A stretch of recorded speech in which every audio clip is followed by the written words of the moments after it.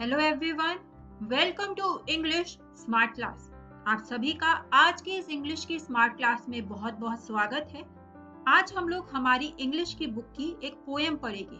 इस पोएम का नाम है where the mind is without fear. आपको याद होगा कि हम लोगों ने इस पोएम का पार्ट 1 ऑलरेडी पढ़ लिया है। आज हम इसके पार्ट 2 के बारे में बात करेंगे। तो चलिए शुरू करते हैं। बात करते हैं कि आज इस वीडियो में हमें क्या-क्या सीखने को मिलेगा। तो दोस्तों, आज इस वीडियो में हम लोग सबसे पहले कुछ नए शब्दों को सीखेंगे। उन शब्दों को याद रखते हुए हम लोग आज अपने पोएम की आगे की लाइंस को पढ़ेंगे। आपको याद होगा, इससे पहले की स्मार्ट क्लास में हम लोगों ने इस पोएम की लाइन 1 to 5 का मीनिंग ऑलरेडी समझ लिया है। तो आज उससे आगे की लाइनों को समझेंगे और उसके बाद जब आज हम अपनी पोयम को खत्म कर लेंगे तो हम इस पोयम के फॉर्म और स्टाइल के बारे में बात करेंगे कि किस तरह से हमारे पोएट ने इस पोयम को लिखा है। तो दोस्तों, आज के स्मार्ट क्लास में आपको ये सारे टॉपिक्स पढ़ने के लिए मिलेंगे। चलिए इसी के साथ अपने पहले टॉपिक न्यू वर्ड्स से शुरू करते हैं। नए शब्दों को सीखते हैं। आज का हमारा सबसे पहला नया शब्द है टायरलेस। टायरलेस शब्द का मतलब होता है हैविंग और शोइंग ग्रेट एफर्ट और एनर्जी। बड़ा ही जैसे कि एनर्जेटिक बंदा हो, जिसमें बहुत ज्यादा एनर्जी हो। हमारा अगला आज का नया शब्द है स्ट्राइविंग। स्ट्राइविंग वर्ड का मतलब होता है make great efforts to achieve और ऑब्टेन समथिंग। बहुत ज्यादा प्रयास करना किसी चीज को हासिल करने के लिए। हमारा अगला आज का नया शब्द है स्ट्रेचेस। स्ट्रेचेस वर्ड का मतलब होता है खिंचाव। हमारा अगला नया शब्द है परफेक्शन।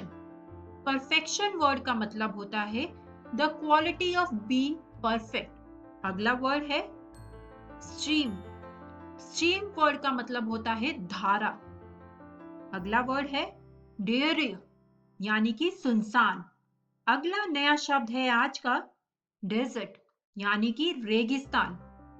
और हमारा आज का आखिरी नया शब्द है अवेक। अवेक वर्ड का मतलब होता है वेक फ्रॉम स्लीप, जागना।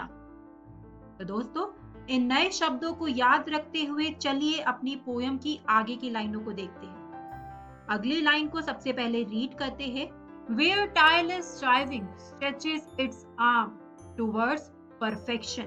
अब हमारी इस पोयम की 6th लाइन में हमारा पोएट चाहता है कि हर इंसान कड़ी मेहनत करे ताकि वो अपने गोल को हासिल कर सके, उसके पास पहुंच सके, and in the long run to reach perfection. और जब एक इंसान कड़ी मेहनत करता रहेगा, आखिरकार वो अपने काम में परफेक्शन हासिल कर लेगा। पोएट कहता है कि लोगों को अपने काम से थकना नहीं चाहिए। People should not be lazy and ignoring their work। यानी कि लोगों को लेजी नहीं होना चाहिए और उन्हें अपने काम को इग्नोर नहीं करना चाहिए। हमारी ये जो 6th लाइन है पोएम की, ये हमें एक आइडिया दे रही है कि किस तरह से अगर हम लोग कड़ी मेहनत करेंगे तो हम लोग परफेक्शन जरूर हासिल कर सकते हैं। अगर हम लोगों ने अपने मन में ठान लिया है कि हमें ये चीज हासिल करके रहनी है, हमें इस काम को करना है, मेहनत करनी है, तो हमारा वो हार्ड वर्क हमें हमेशा पे ऑफ देगा। चलिए दोस्तों, अपने पोएम की आगे की लाइनों को देखते हैं।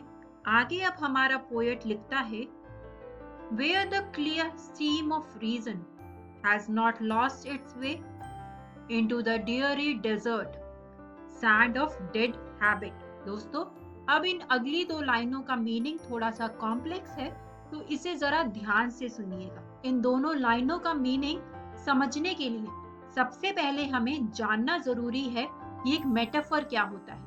चलिए इसकी डेफिनेशन देखते हैं। A metaphor is used to make a comparison between 2 things. Metaphor का यूज हम तब करते हैं जब हमें 2 चीजों के बीच में कंपैरिजन करना हो। That are not alike, जो कि एक जैसी नहीं है, but do have something in common, एक जैसी ना होते हुए भी, पर उनमें कुछ सिमिलर चीजें हैं। ये हमारी फिगर ऑफ स्पीच है, अ मेटाफर। इसको याद रखते हुए चलिए इन लाइनों का मीनिंग समझते हैं। इन लाइनों में सबसे पहली लाइन में पोएट ने क्लियर स्टीम को कंपेयर किया है रीजन से। वही इस मेटाफर को बैलेंस करने के लिए अगली ही लाइन में पोएट ने डियरी डेजर्ट इस वर्ड को कंपेयर किया है डेड हैबिट से। पोएट चाहता है, he wants the stream of reason not to lose its way into the desert of prejudice. In short, people's thoughts should be monitored by rational thinking, not by prejudice. Logic should rule over old baseless beliefs. यहाँ पर poet कह रहा है कि जब लोग अपने mind में अपना गोल सोच लेंगे और उस पाथ पर जब वो लोग चलने लग जाएंगे, तो वो अपनी लॉजिकल रीजनिंग का इस्तेमाल करते हुए क्लियर स्टीम यानी कि साफ बहता हुआ पानी, ऐसे ही लॉजिकल थिंकिंग से वो अपने उस पाथ पर चलते रहेंगे। प्रेजुडाइज के इस डेजर्ट में अपनी ओल्ड डेड हैबिट्स में ना पड़ते हुए, बेसलेस बिलीफ्स को ना मानते हुए, वो लोग अपने रैशनल थिंकिंग का इस्तेमाल करते हुए अपने उस पाथ पर चले ताकि वो अपने गोल तक पहुंच पाए। चलिए अब अपने पोयम की आखिरी 3 लाइनों को देखते हैं। सबसे पहले लाइनों को पढ़ते हैं। Where the mind is led forward by thee into ever widening thought and action, into that heaven of freedom, my father led my country awake। हमारी इस पोयम की ये जो आखिरी 3 लाइनें हैं, इसमें हमें क्लियर रेफरेंस दिख रहा है कि किस तरह से टैगोर वेस्टर्न और इंडियन पोएट्री को ब्लेंड करना चाहते हैं। इन लाइनों में पोएट अब डायरेक्टली भगवान से बात कर रहा है। He wants his countrymen to be led by him। Tagore चाहता है कि उसके कंट्रीमैन को अब भगवान रास्ता दिखाए ताकि वो अपने हॉरिजन को एक्सपैंड कर सके, अपने थॉट्स को, अपने एक्शंस को एक्सपैंड कर सके। क्योंकि अगर उन्होंने ऐसा कर लिया, then India would be transform into heaven. तब इंडिया हेवन में ट्रांसफॉर्म हो जाएगा, बदल जाएगा, एक ऐसा हेवन बन जाएगा where all its citizen would be truly free, जहां पर हर एक सिटीजन सच्ची में एकदम आजाद होगा। This world that he has crafted, ये जो दुनिया टैगोर ने बनाई है, इस दुनिया को अब इन लाइनों में पोएट ने रेफर किया है as that heaven of freedom. He asked my father. यहाँ पर हम प्रिज्यूम कर रहे हैं कि टैगोर ने ये वर्ड यूज किया है भगवान के लिए, गॉड के लिए, to let his country wake into this heaven. और इसी के साथ ये पोयम अब हमारी यहाँ पर खत्म होती है। चलिए इस पोयम के फॉर्म एंड स्टाइल को सीखते हैं छोटा भीम के साथ। सबसे पहले ये जो हमारी पोयम है, इसको फ्री वर्स में लिखा गया है। फ्री वर्स का मतलब होता है यानी कि इस पोयम में कोई राइम स्कीम नहीं यूज की गई है।